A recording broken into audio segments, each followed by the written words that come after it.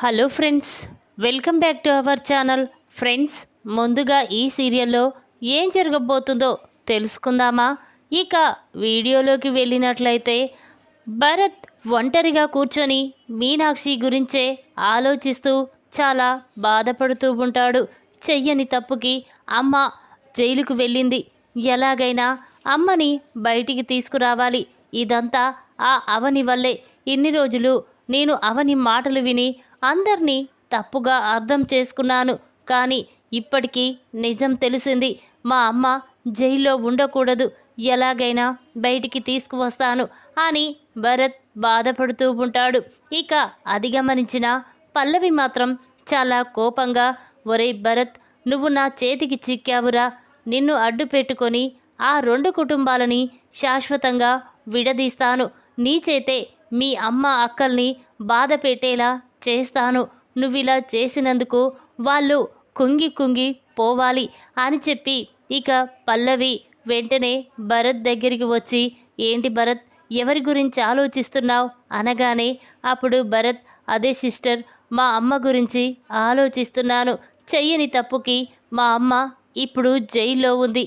ఏం చెయ్యాలో నాకు అర్థం కావడం లేదు అని భరత్ అనగానే అప్పుడు పల్లవి, చూడు భరత్, దీనికంతటి కారణం మీ అవని అక్కే.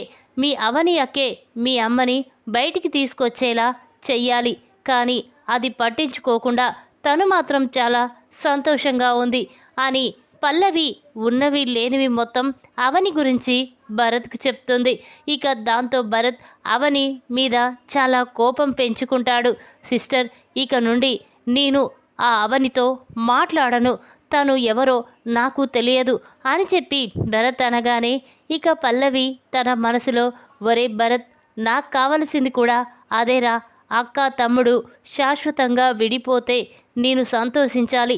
మా అమ్మ ఆత్మకి శాంతి చేకూర్చాలి అని చెప్పి పల్లవి అంటూ ఉంటుంది. ఇక ఇంతలోనే భరత్ చాలా కోపంగా అక్కడి నుంచి బయటికి వెళ్ళిపోతూ ఉంటాడు. ఇక అది చూసిన పల్లవి చాలా సంతోషపడుతూ ఉంటుంది. ఇక ఇంతలోనే పల్లవి ఫోను రింగ్ అవుతుంది. దాంతో పల్లవి, ఇదేంటి ఈ టైంలో ఎవరు ఫోన్ చేస్తున్నారు అని చెప్పి వెంటనే ఫోన్ లిఫ్ట్ చేసి హలో అనగానే అప్పుడు వాళ్ళు, మేడం, మేము మీ ఇంటి పక్కన ఉండే వాళ్ళము. చూడండి, ఈరోజు అవని, అక్షయ్, శ్రీకర్, కమల్ అందరూ కూడా మా ఇంటికి వచ్చారు. మా ఇంటికి వచ్చి ఆ సీసీ ఫుటేజ్ని ఓపెన్ చెయ్యమని, దాంట్లో వీడియోలో మాకు కావాలని మమ్మల్ని అడిగారు. కానీ మేము మాత్రం ఆ సీసీ ఫుటేజ్ పని చేయడం లేదని ఇక్కడి నుంచి పంపించేశాం. కానీ ఆ అవని పదే పదే ఇక్కడికి వచ్చి మా గురించి ఆరా తీస్తుంది. మాకు చాలా భయంగా ఉంది మేడం. చూడు, మీరు ఎవరు సీసీ ఫుటేజ్ని ఎవరికీ చూయించొద్దని మాకు డబ్బు ఇచ్చారు. కానీ వాళ్ళు మాత్రం ఊరుకునేలా లేరు అని చెప్పగానే ఇక పల్లవి, ఏంటి, అవని, అక్షయ్లు సీసీ ఫుటేజ్ కోసం వచ్చారా? చూడు, వెంటనే ఆ సీసీ ఫుటేజ్ని అక్కడి నుంచి తీసేయండి.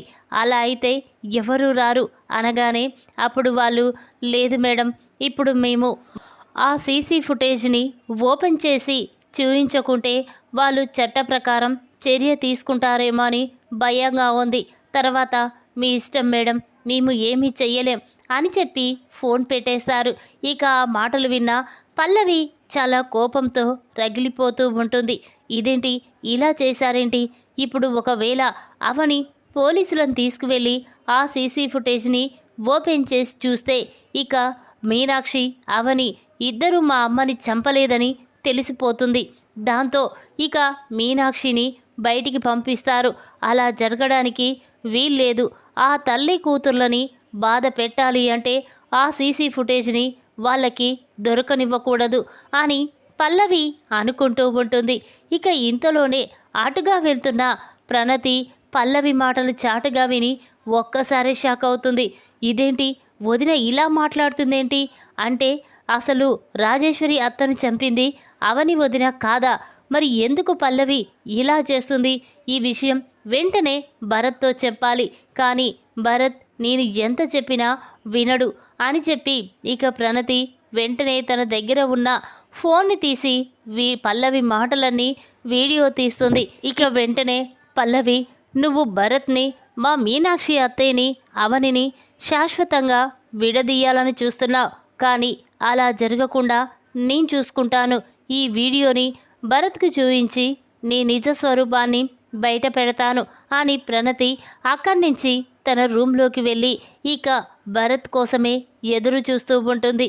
ఇదేంటి ఇంత రాత్రి అయినా ఇంకా ఈయన ఇంటికి రాలేదేంటి అని కంగారు పడుతూ వెంటనే తన ఫోన్ తీసి భరత్కి ఫోన్ చేస్తుంది.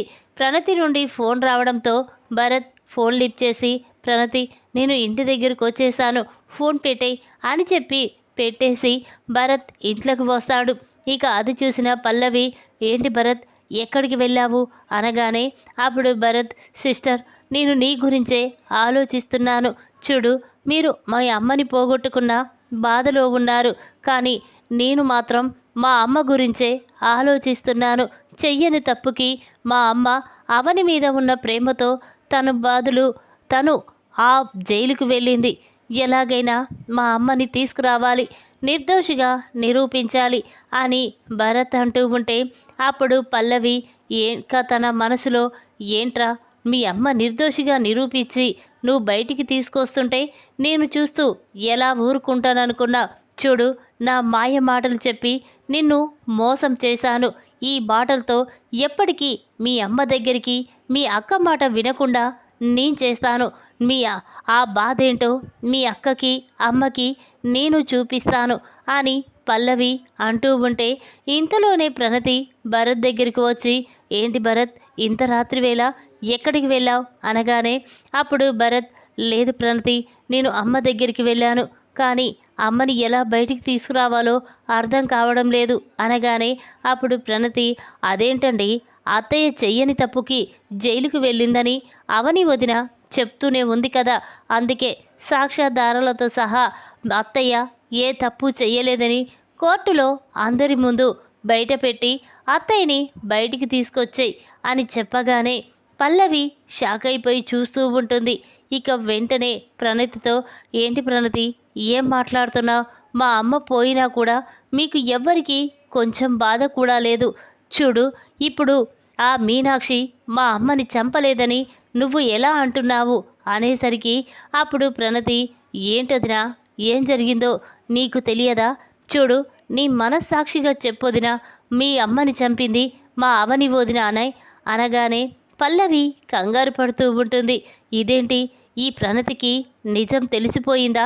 నిజం తెలుసుకొనే ఇలా మాట్లాడుతుందా అని అనుకుంటూ ఉండగా ఇక పల్లవి, ఏ ప్రణతి, ఏం మాట్లాడుతున్నావు? చూడు, అవని రాజేశ్వరి ఇద్దరు కలిసి మా అమ్మని చంపేశారు, ఇంకా దానికంటే సాక్ష్యాలు ఏముంటాయి అనేసరికి ఇక ప్రణతి, లేదు, మీ అమ్మని చంపింది అవని వదిన కాదు అనగానే ఇక భరత్ పల్లవి చాలా కోపంగా ప్రణమీదికి వెళ్తూ ఉంటారు.